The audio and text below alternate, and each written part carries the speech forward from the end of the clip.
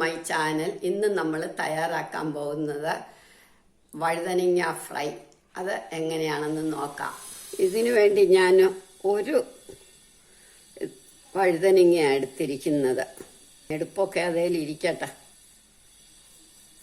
നമുക്കിങ്ങനെ കനം കുറച്ചങ്ങോട്ട് കീറാം.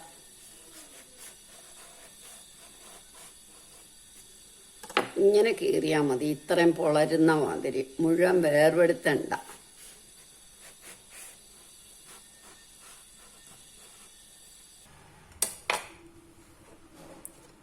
ഇനി നമുക്ക് ഈ സവാള വട്ടത്തിൽ അരിയണം.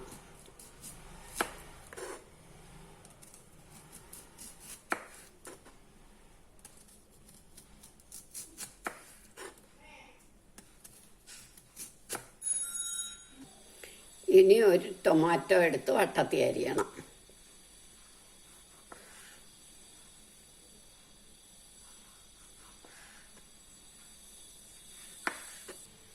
ഇനി ഒരു പാത്രത്തിലേക്ക് 1 സ്പൂൺ മുളക് പൊടി, 1/2 spoon garam masala powder, 1/2 spoon മല്ലിപ്പൊടി, 1/4 ടീസ്പൂൺ കുരുമുളക് പൊടി,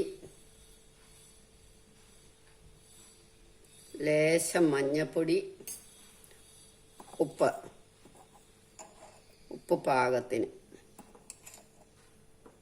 ഇതെല്ലാം കൂടെ തൈരൊഴിച്ചും വെക്കാം, വെള്ളം ഒഴിച്ചും വെക്കാം. ഞാൻ വെള്ളം ഒഴിച്ച് വെക്കാം. ഇനി ഇത് നമുക്ക് നന്നായിട്ടൊന്ന് ഇളക്കണം.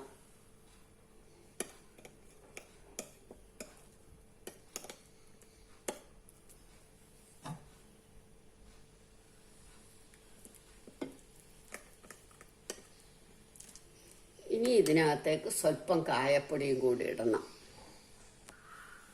ഇളക്കി കഴിഞ്ഞിട്ടേ കായപ്പൊടി ഇടാവൂ, അതല്ല എങ്കിൽ കട്ട കെട്ടും. അതാ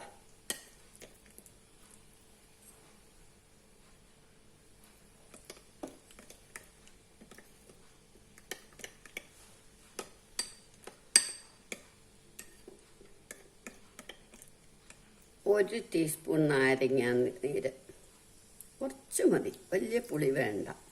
തൈര ഒഴിക്കുന്നെങ്കിൽ നാരങ്ങ നീര് വേണ്ട താനും. ഇനി ഇത് നമ്മൾ ഓരോ സ്ഥലത്തും തേച്ച് പിടിപ്പിക്കണം.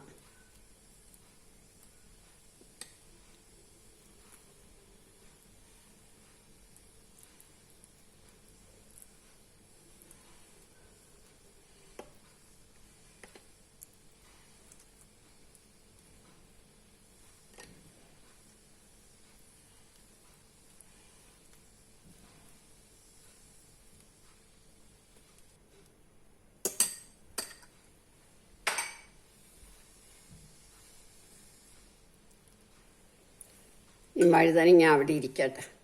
അപ്പം നമുക്ക് കുറച്ച് മല്ലിയില വൃത്തിയായിട്ട് പൊടിയായിട്ട് അരിയാം.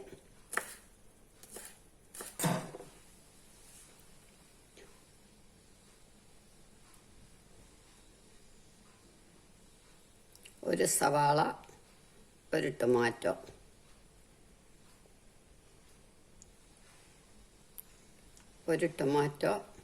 ഒരു സവാള. ഇങ്ങനെ നമ്മൾ ഇതെല്ലാം വെക്കണം. ഇനി നമ്മൾ ഈ മല്ലിയില അരിഞ്ഞത്,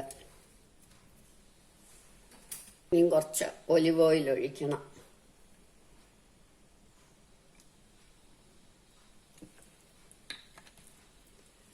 ഇനി നമുക്ക് ഓവനിൽ വെച്ച് വേണേൽ ബേക്ക് ചെയ്യാം, അടുപ്പേ വെച്ചും ചെയ്യാം. ഞാൻ അടുപ്പേ വെച്ചാണ് ചെയ്യുന്നത്. ഓവനിൽ വെച്ച് ബേക്ക് ചെയ്യാം, അടുപ്പേ വെച്ചും ചെയ്യാം. ഇനി ഇത് 5 മിനിറ്റ് സിമ്മിൽ അവിടെ ഇരിക്കട്ടെ. ഇടയ്ക്കൊക്കെ നമ്മൾ ഇതൊന്ന് തിരിച്ചു വെക്കണം. വേവണ്ടായോ അതിന് വേണ്ടിയിട്ട്. 4 സൈഡും വേവണമല്ലോ. ഓരോ സൈഡ് വീതം പോവും.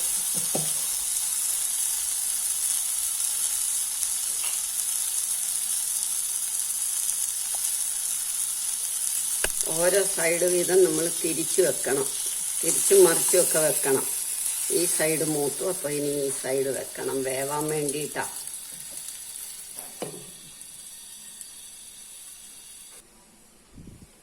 നമ്മളുടെ വഴുതനങ്ങ ഫ്രൈ റെഡിയായി. എല്ലാവരും ഇത് ട്രൈ ചെയ്ത് നോക്കണം. ഇഷ്ടമായെങ്കിൽ ലൈക്ക് ചെയ്യണം, സബ്സ്ക്രൈബ് ചെയ്യണം.